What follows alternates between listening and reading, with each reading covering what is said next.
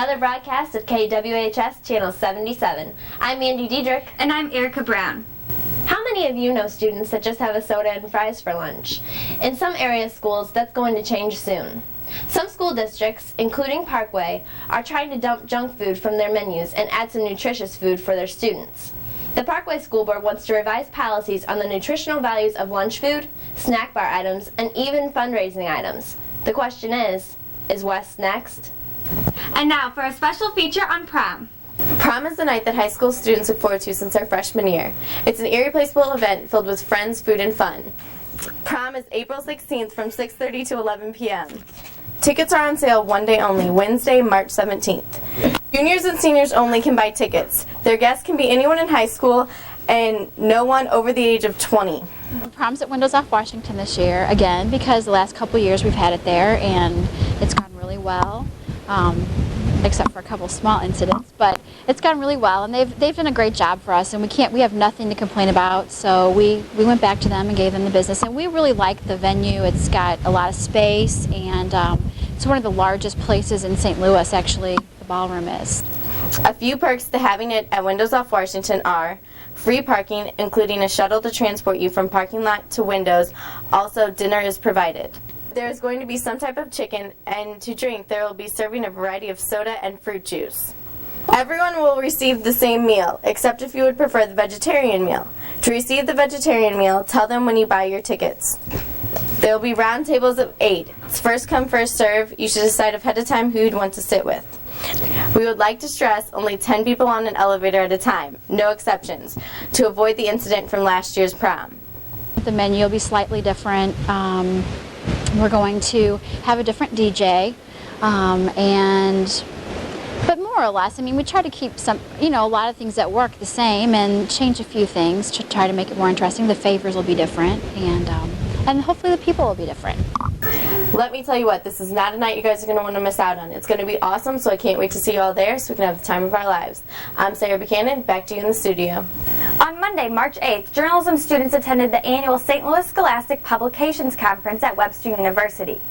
Over 800 students from all over the St. Louis metropolitan area attended the conference. There were contests that everyone participated in, and Channel 11 anchor Rick Edlin was the guest speaker. The following students received awards. Our very own Nellie, Jeremy Holmes, won honorable mention in broadcast sports. Shay and Laura Jones won excellent in broadcast feature, and Mark Abbott won honorable mention in broadcast news. Crystal Higginbotham and Leslie Galley won in yearbook headlines and cutlines. David Kyman won best of show in the yearbook student life spread. Brian McSorley won best of show in the yearbook black and white photography. Katie Brandt won best of show in the newspaper color photography. Nicole Meyer won Superior for a yearbook student life copy. Rebecca Sassi won honorable mention for feature writing.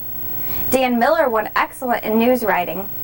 Brett Hiring won honorable mention in editorial writing. And for the overall yearbook contest, our Hazelwood West Focus yearbook won a superior rating. Congratulations to everyone who won. And now to Mark Abbott with a field report on construction. Over the past few weeks, the changes from the construction here at West become more apparent. Unfortunately, so has the problems and disruptions associated with the work. One difficulty is the closing of classrooms and the department centers so roof work can get done. Ms. Bader explains her difficulties and what she has done to deal with this issue. Difficulties is you have to have advanced preparation in order to get out of here. The other problems are the distractions. There is a lot of movement going on around you. Classes are coming in and coming out, and the students have a tendency not to focus on what you're doing. But the fact that I have had advanced preparation, I've been able to get all my lessons together, and the students have really done a good job of dealing with the distractions that are around them. While some classes have been moved temporarily, the CA rooms have been moved to a more permanent location to allow construction to begin on their new configuration. The students have especially felt the problems here. Well, the classrooms are a lot smaller. It's a lot more just cram-packed. It's very claustrophobic in there.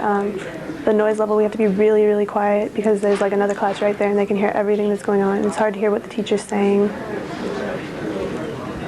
So, progress here at West is proceeding, but not without its fair share of disturbances. We'll certainly all be on the lookout this spring and fall for a more improved Hazelwood West High.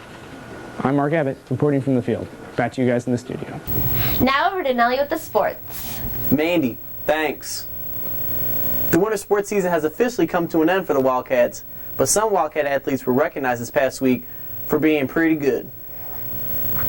In girls basketball all-conference voting, Erica Costello received an honorable mention, sophomore Mary Cordy was named to the second team, and sophomore Dana Guthrie and junior Erica Smith both received first team All-Suburban North Conference honors. Not only was Erica Smith named to the first team, she also got Player of the Year as a junior. It feels great to win Player of the Year. It just lets you know that hard work pays off.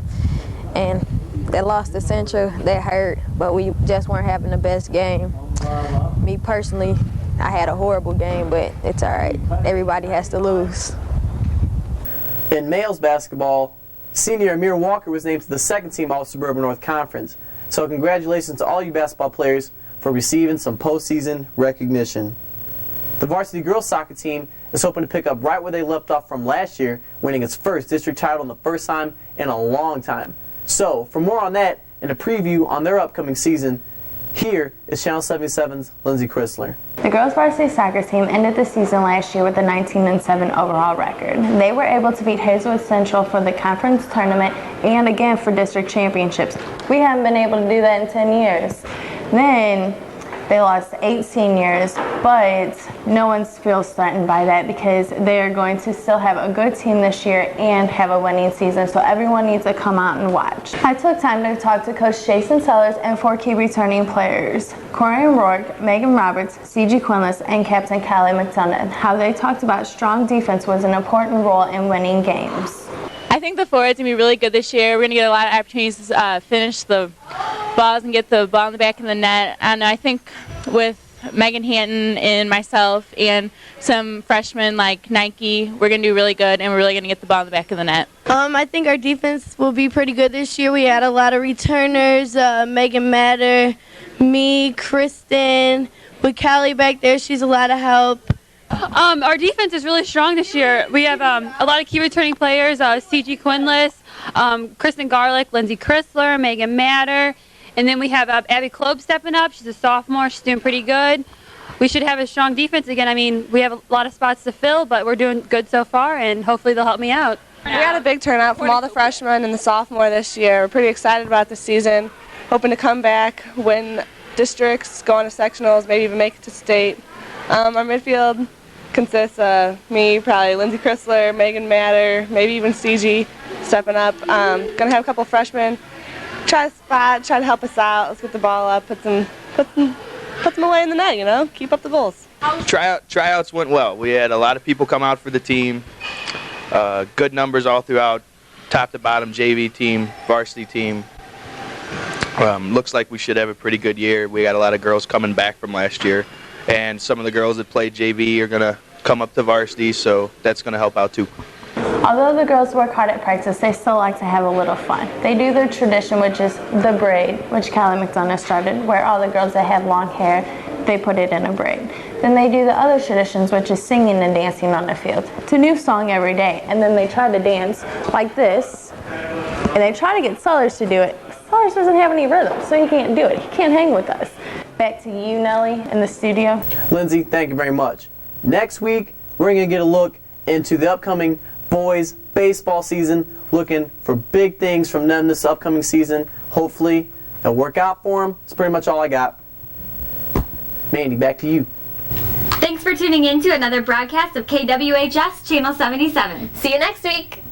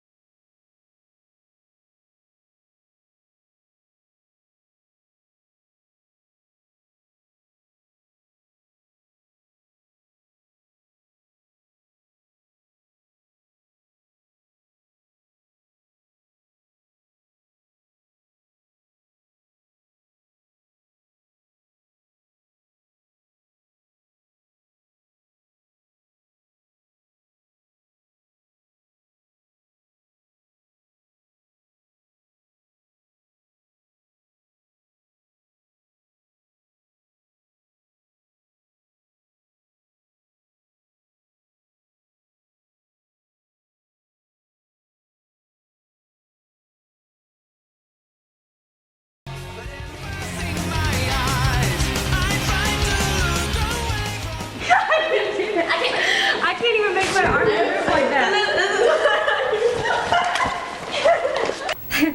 I feel stupid. Ready? Yeah. Beef, beef, beef. I want to make this perfect. Okay, got it. This is going to be it. This is it.